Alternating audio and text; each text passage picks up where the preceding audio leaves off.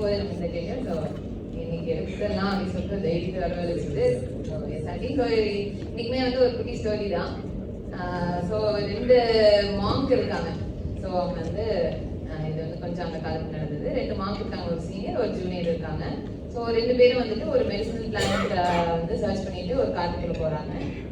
So மார்னிங்லேருந்து evening வரைக்கும் search பண்ணாங்க, அது கிடைச்சிருச்சு. அண்ட் அது கிடைச்சிட்டு பார்த்தா அது வந்து சன் செட் ஆயிடுச்சு. இதுக்கு மேலே நம்ம ஊருக்கு திரும்பி போக முடியாது, இங்கே எங்கேயாச்சும் ரெஸ்ட் பண்ணிட்டு போகலாம் அப்படின்னு சொல்லும்போது அங்கே பார்த்தா ஒரு சின்ன ஹட் இருக்கு. ஸோ சரி நம்ம will rest here today and will go tomorrow அப்படின்னு சொல்லிட்டு போய் கதவை தட்டுறாங்க.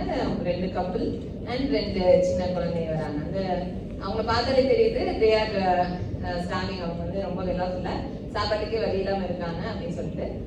அண்ட் அந்த கப்பிள் வந்து நல்லா க்ரீட் பண்றாங்க. அவங்க வந்து சொல்றாங்க, சார் நீங்க அவங்க we are very happy to invite you but we don't have anything to offer you அப்படின்னு சொன்னோன்னே இவங்க வந்து நாங்கள் சும்மா ரெஸ்ட் பண்ணுறதுக்கு தான் வந்திருக்கோம், ஒன்றும் நாங்கள் சன்செட்க்கு அப்புறம் எதுவும் சாப்பிட மாட்டோம், நாங்கள் தூங்கி எழுந்து காலையில் போயிடும் அப்படின்னு சொன்னாங்க. ஸோ அந்த கப்பிள் வந்து ஒரு கவ்வை வந்து எனக்கு இன்ட்ரடியூஸ் பண்ணாங்க. அதாவது ஒரு ஸ்கின்னி கவ், அது பார்க்கறதுக்கே நாளைக்கு செத்து போயிடும் போல அந்த மாதிரி ஒரு மாடை வந்து இதை வச்சு தான் நாங்கள் வாழ்க்கையை ஓட்டுறோம்.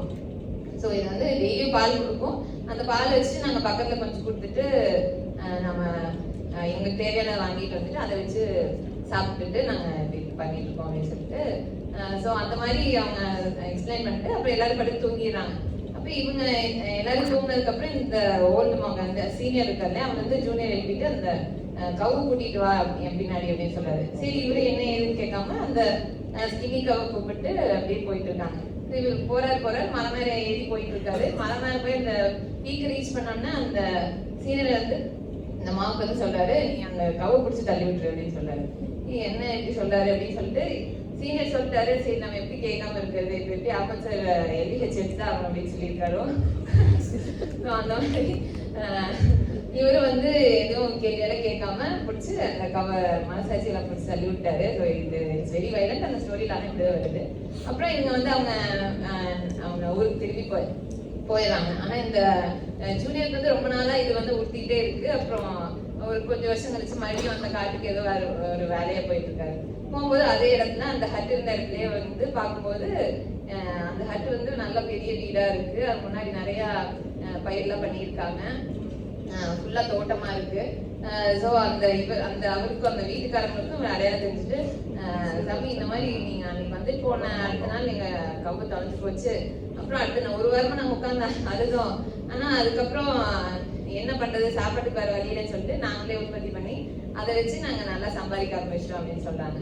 ஸோ இதுல வந்து 2 ஸ்டோரி இருக்கு. இது என்ன மோரல் சொல்லுங்க? கம்ஃபர்ட் ஜோனா? யா. ஸோ ஒன்று வந்து கம்ஃபர்ட் ஜோன். நீங்க வந்து இதே கம்ஃபர்ட் ஜோன்லயே நம்ம ஒரு ப்ராடக்ட் வச்சு நம்ம வந்து பொழைச்சிக்கலாம் அப்படின்னு சொல்லிட்டு அதை வச்சு நம்ம வந்து பிசினஸ் பண்ணிட்டு இருந்தோம்னா அது வேலைக்கு ஆகாது. ஸோ அடுத்தடுத்து நம்ம போய் தேடிட்டே இருக்கணும். அப்புறம் ஒரு 1500 ரூபாய் ட்ரைனிங் பணம் கட்டினாலும் போயிட்டு நம்ம ஆள் கூட என்ன பேசிட்டு இருக்க கூடாது. போயிட்டு மற்றவங்க கூடயும் கொஞ்சம் இன்ட்ராக்ஷன் பண்ணணும்.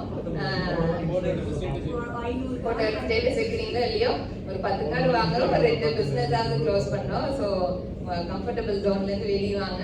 அண்ட் இன்னொரு பெரிய லெசன் என்னன்னா, அந்த கவு மாதிரி நம்ம கூட வந்து நிறைய நெகட்டிவிட்டி சுத்திட்டு இருக்கோம். கௌதம் ஒண்ணு என்னை பார்க்க கூடாது.